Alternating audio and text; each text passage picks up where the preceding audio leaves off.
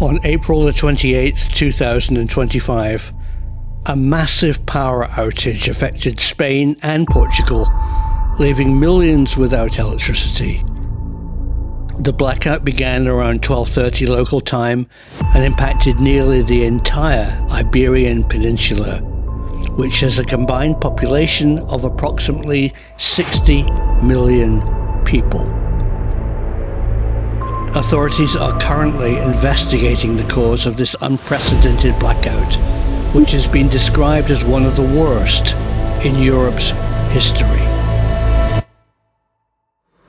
En lo que respecta a las causas, lo que nos comunican los técnicos de red eléctrica es que a las 12:33 de esta mañana 15 gigavatios de generación se han perdido súbitamente del sistema y que se han perdido en apenas 5 segundos. ¿Qué ha provocado esta desaparición súbita del suministro? Es algo que los especialistas aún no han podido determinar, pero lo harán. Y las instituciones del Estado competentes y todos los operadores privados están trabajando de forma coordinada para comprender qué ha pasado, qué ha sucedido. Se están analizando todas las causas potenciales, insisto nuevamente, sin descartar ninguna hipótesis, ninguna posibilidad. Hey, it's Chris Lehto. Chris just got caught up in an anomaly. What happened yesterday, Chris? Yeah, it was actually pretty freaky. I was just working on my computer in the morning, and at 11:38, my wife comes to tell me, oh, the power's gone out. And that happens a lot, actually, especially at my house. We have a breaker right at the street. Sure. And so I went out to the breaker, and it was completely off, which is not normal. And I looked down the street, and there were 2 or more people down the street doing the same thing. And we just looked at each other like, hey, nothing's working. Yep. And so I walked to the local grocery store, and they have a whole host of solar panels on the roof. Right. So all the power was there. I didn't really put 2 and 2 together that the whole city was down, and until coming back home, and I realized it wasn't just the city, it was the country, and it wasn't just the country, it was a lot of Southern Europe, and that was just mind-blowing to me. I couldn't believe it. Then it was like living in the apocalypse. Again, it was like pandemic 2.0. There was a run at the gas station. The gas station ran out of gas. The traffic built up into the whole city. Schools were let out. And the scariest thing really is none of our phones worked. So we had zero communication with any of our kids, couldn't get any information. None of my radios actually worked. They were all digital radio. So yeah, my wife had in her Amazon basket, an analog radio that runs off of batteries, but she didn't purchase it. So yeah, it was pretty interesting. Oh, yeah, that's really amazing. Yeah. So just to make it clear, Chris lives in Portugal, and it wasn't just Portugal, as Chris said, it was the whole of Spain, from Gibraltar to France, including parts of the French Pyrenees as well. And then it cascaded over to the wonderful country of Portugal. That's a lot of people and a lot of business. And it was a Monday, and it was, late morning, about lunchtime. Yeah. So let's talk about what are you hearing actually happened? Your TV is back on now, I hope. And what are you hearing in the press?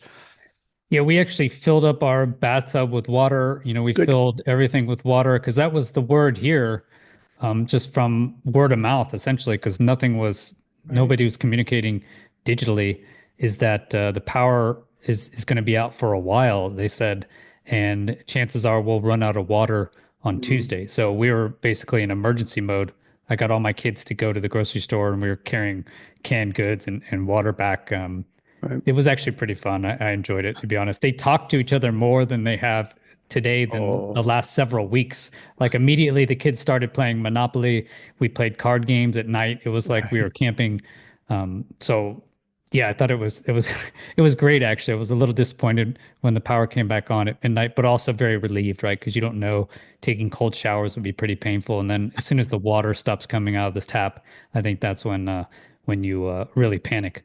But everything I could find looking this morning is they don't know, right? They don't know. I heard 15 gigawatts of power came off of the network in Spain, and that was 60% of all of their traffic, and that essentially shut the whole thing down. So from what I heard, they don't know, and everything's on the table at this point. I'm hearing the same. Originally, as soon as it went off, I went, "Oh, cyber attack." And then Spain's power distribution company, REN, Red Electrica, said maybe a strange weather or meteorological or Earth phenomenon. I was going, oh, that sounds interesting. I wonder, and it was, what's the weather like? I mean, it's a nice spring day. We also live in Southwest France, which is not that far from you. It's beautiful. It was 20. It was calm. There was no great anomalies going on. Was it the same with you? It was a beautiful day. I mean, it was gorgeous. We'd had rain for so long. The past several months, just been raining, and it was finally just a beautiful day. Could have gone to the beach. It was strange. My dog was following me around. He's the little white fluffy dog, Loki, and he was scared. But I don't know if it was just the wind, but it was strange. I noted he was actually really nervous and walking around. That was kind of the only thing out of place besides a little bit of wind. Otherwise, it was beautiful and a very nice day. And that made it a lot easier to deal with, right? If it's raining or if it was really cold, it would have been a completely different story.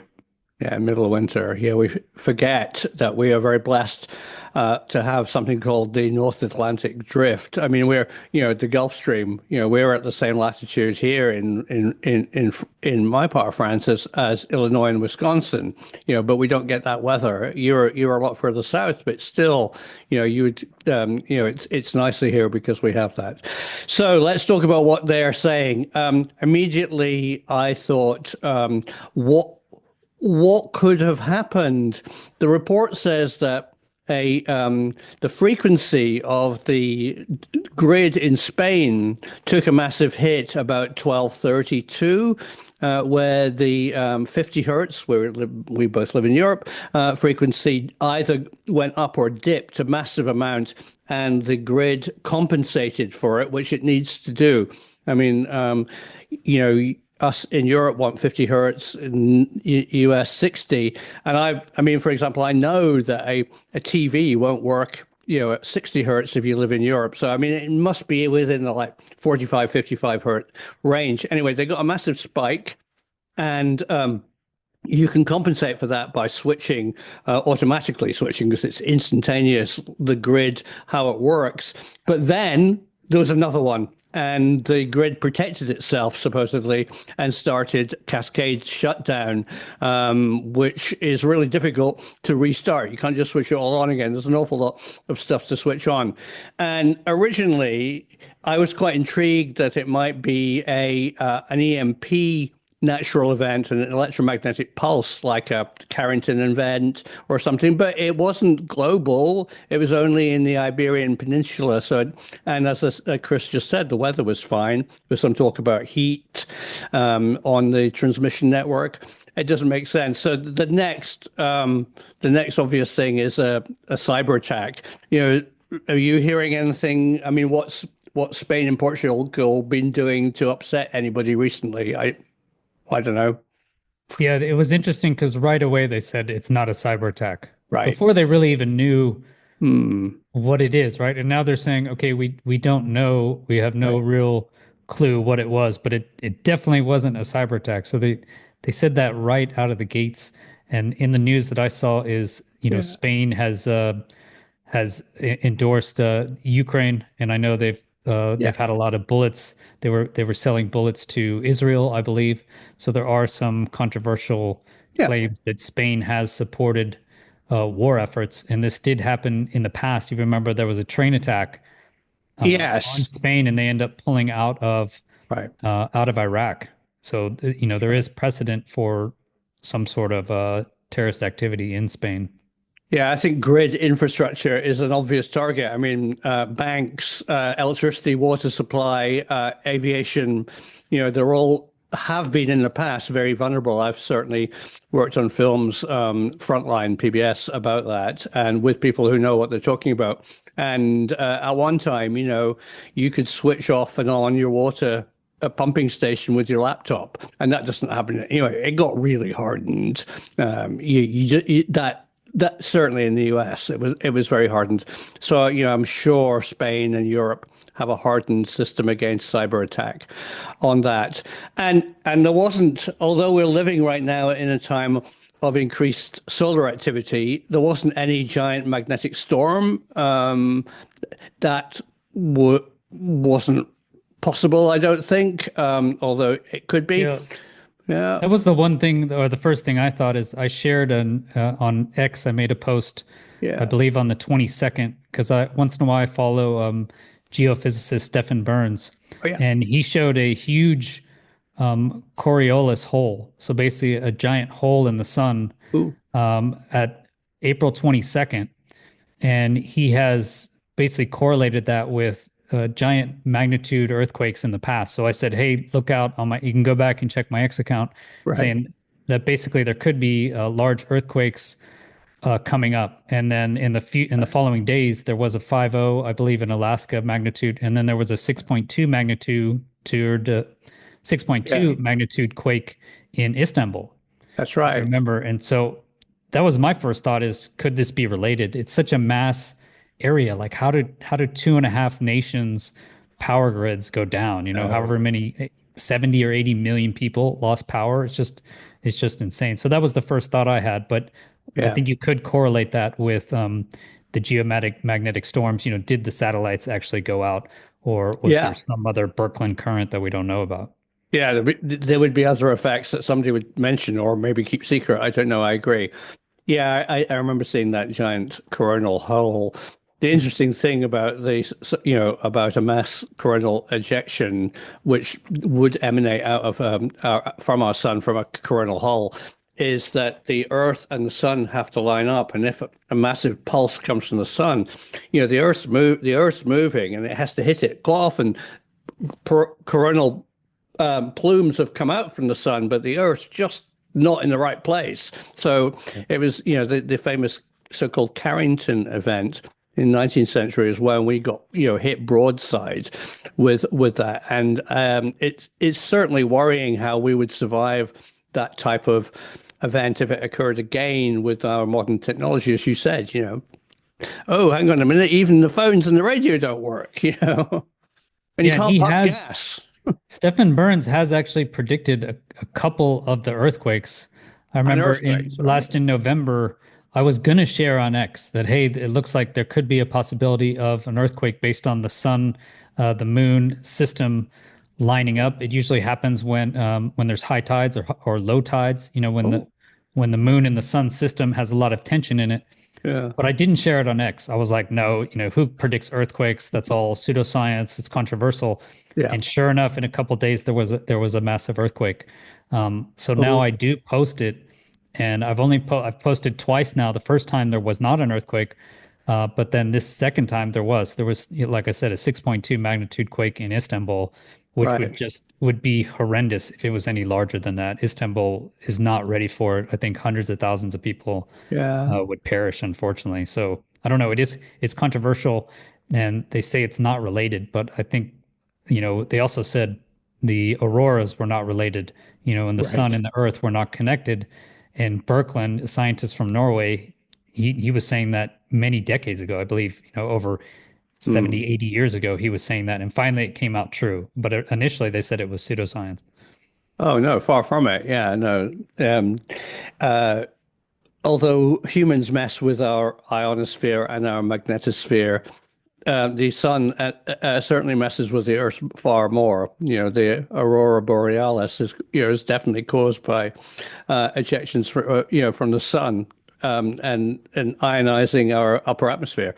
Yeah, no, the correlations absolutely. And then, of course, it's funny you're mentioning that, because I'm working on a film about atmospheric nuclear testing and the possibility that exploding atom bombs in our atmosphere might attract UAP. The whole UFO community are full of that right now. And of course, the correlation to atmospheric nuclear testing, if you remember in the Pacific and Hawaii, they called them rainbow bombs because they made aurora borealis type northern lights effects by ionizing the atmosphere near the explosion. So that's, it's just, there's more to that than meets the eye.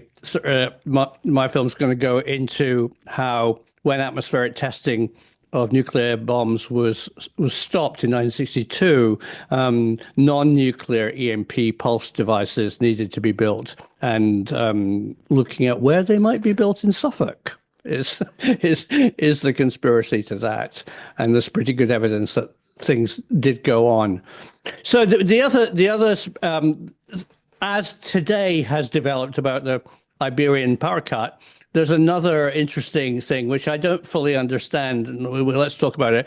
They now think that the original Cascade event originated in southwest Spain, which has a lot of solar farms. Perfect place. But what I've never really understood is that, of course, a wind turbine can have an AC motor. It's a rotating thing, but a solar panel is going to be DC. So how do you put how do you put DC, massive amount of megawatts of solar into the grid? I mean, there must be. My wife's very smart. She knows about these. She's a environmentalist, so she knows about this, and she said, there's giant inverters. Look at the software of the inverter. I think she's probably nailed it. I mean, it has to turn DC into AC to feed the grid, and they're software driven big electronic units for the solar. Could be. I just couldn't believe it was connected to 1,000 miles away.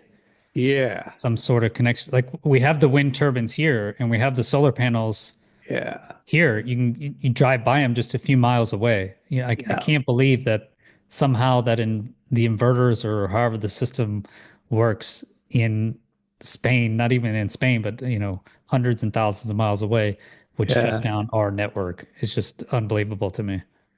Yeah, no, I agree. I think that grid service networks really have to look into that. Years and years ago, I worked on a James Burke film about a power cut in New York, and that was caused by an ice storm, I think, causing a substation to trip, and then it had a cascade effect until the whole of the East Coast was switched off. And it was interesting because they were filming a series of James Burke's Connections, and they weren't going to do that. That wasn't the film. They had a film crew in New York when the power cut happened, and they brilliantly, it was one of the best episodes, they turned it into a film about people living like you've just done through a massive power cut. It was in winter, it was at night. You were in New York with a film crew, so he did pieces to camera walking around in darkness. It was really interesting. But you're right, the technology behind a cascade event, I don't know. Supposedly I'm hearing this frequency of a power grid, which needs to maintain within parameters, is why it can self-protect itself. I think when it goes outside of a parameter, a frequency parameter, individual substations shut down. And then when you've lost a certain percentage of interconnect and power, the whole thing then must just collapse. But it needs to be more robust. Definitely. And it made me think of your favorite scientist, Faraday, I believe, right? Michael Faraday. Right. Yeah. Didn't he find that if you move a magnet through a magnetic field, it will create a charge? Or I guess any... Yeah, that's Michael. Cable. Yeah, I know. He was a dyslexic kid who got a job as a janitor in this London place called the Royal Institution, and he was so brilliant. He did experiments, and he discovered the induction of magnets and coils. So what happens if you spin the Earth through the very intense magnetic field of the sun? Oh, well, right. Well, we are a magnetosphere. I mean, the Earth is protected by its magnetosphere, and we're in a giant magnetic environment of our own magnetic field and everything else.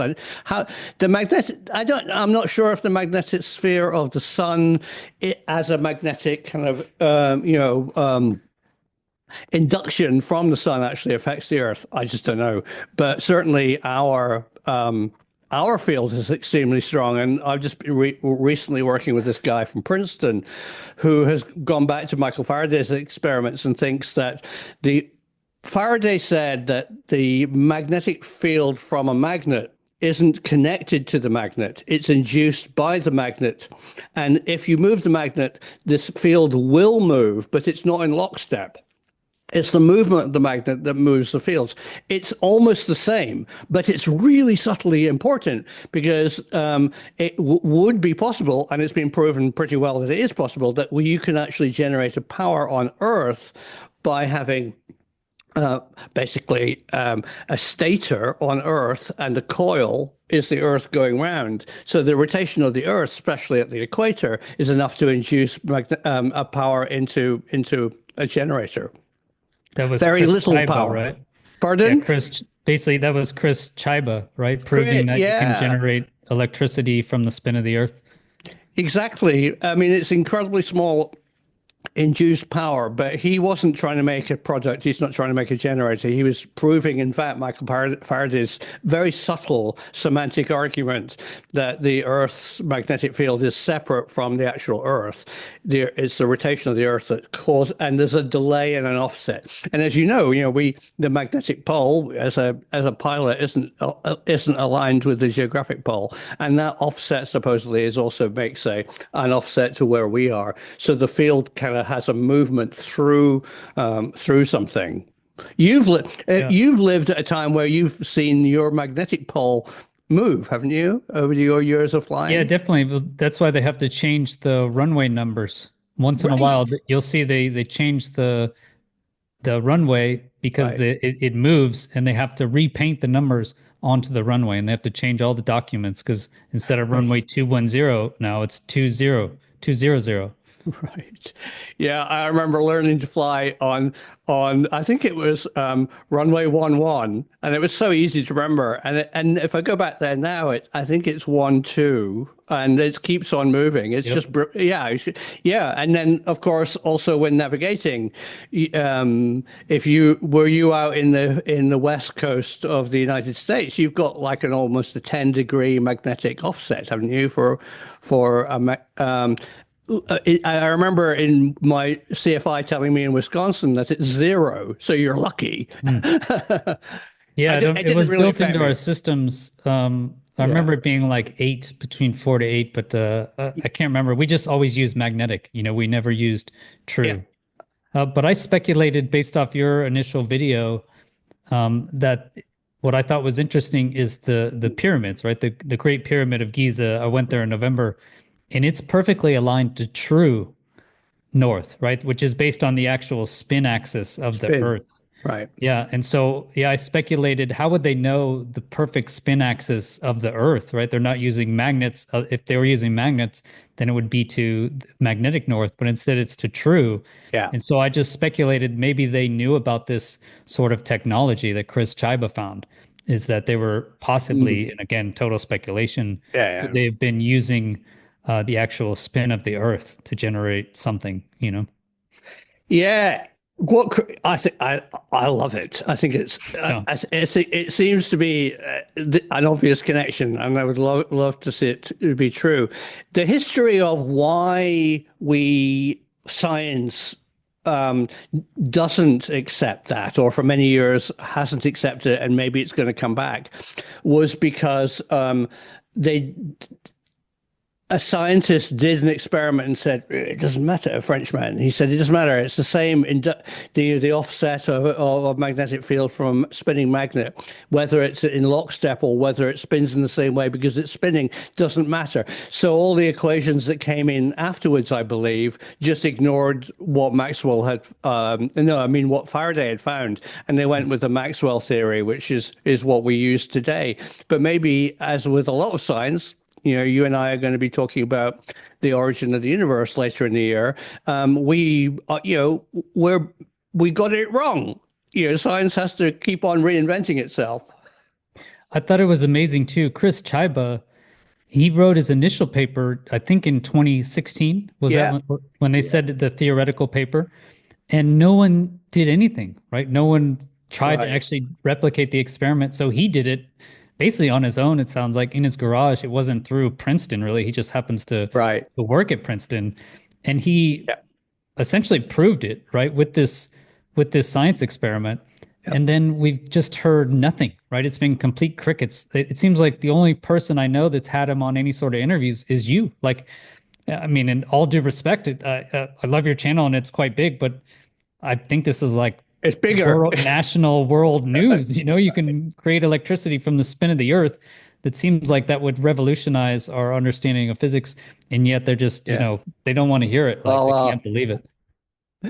That's what Chris said. Exactly. It was 2016. He did collaborate with somebody, I think, from JPL. And if you look at his experiments, it's a piece of wood with plexiglass, you know, and they did in the basement. I'm not sure what Princeton's involvement. I mean, he teaches at Princeton, but you're right. And to this day, he said that he's very keen for other people to repeat the experiment. You'd think they would be building something. Yeah, or it would have made national news or something. I thought it was just mind blowing. I think it will go down in history as a momentous day. I think, it's amazing. But I think it goes against our current mainstream physics, which I think it really points toward there being an actual ether. Yeah, because how can the Earth spin and the magnetic field stays static? What is it staying static in relation to? If it's not spinning with the Earth and it's staying static, then that goes back to inertia. And if you look at our current scientific models, they just take inertia as a given. It's just the given in the problem, and they say yes, inertia exists and it's related to space time, and that's where inertia comes from. It's mass, and mass has inertia. That's the start, and I think they just can't even see how kind of preposterous that argument is. Completely agree. If you have to wear one T-shirt, people out there, buy a T-shirt that says, "What is inertia?" Go and solve it. I mean, it's such a simple word, but its implications of understanding its true meaning is brilliant. Well said, Chris. Yeah. And just to make it clear, the Princeton experiment was just to prove the point. He knows how to scale it up, potentially, but he didn't want to. He wasn't building a piece of kit. He says, interestingly, making the generator bigger wouldn't work. He actually needs to make it nano-sized, and he made his chokes of material. Like the antenna of an old radio, he made them very, very resistant to slow down the movement of electrons. I'm being oversimplified here. So he got an actual potential difference. He said to make it more powerful, you wouldn't want the resistance that he had. So metal, very, very, very tiny metamaterial, could have induced power by being on Earth due to Earth spin. Come on, people, let's do it. Yeah, I thought that was amazing because if you think about it, if you make it smaller, it gives you more power. So imagine you have millions or billions of these little power generators in some sort of parallel setup or in some sort of series setup where you had a certain material that could produce this based on the little organization of the particles. Yeah. So what if you could tap into some sort of material which could create little micro generators like he's talking about? And that, again, speculation going back to the pyramids, et cetera. But I just think it's a great point to show that our science still doesn't know everything. And actually there's huge gaps in our knowledge. And that was my initial thought is, could this power failure, could it be related to some sort of unknown anomaly, if you will, natural anomaly related to the Earth and the magnetic field and electricity and the sun, et cetera? Yeah, I think it could well be. I think it could have been just one of those events that everything came together, and for some reason the system didn't cope with it or coped with it very badly. Yeah, I hope people really look into what it was, and certainly I hope it wasn't a cyber attack. And I completely agree, Chris. We're clever enough bunnies to build an F-16. But do we really know how it flies? Well, yeah, It changes, keeps changing. it keeps changing. Why Yeah, it flies. I mean, we know live how in it interesting flies. times. We know how it flies for sure, very accurately. But why it flies? No, that All keeps right, changing. why? Yeah. All right. Well, this is great talking to you, Chris. And I'm pleased the power's back on and you haven't gone back into lockdown. That's great. Yeah, although it was very nice. We played cards by candlelight, talked to my kids more in a day than a week. So Right. I enjoyed it, actually. I think it's not so bad getting disconnected. No, switch off, everybody. Stop watching. Yeah, bye.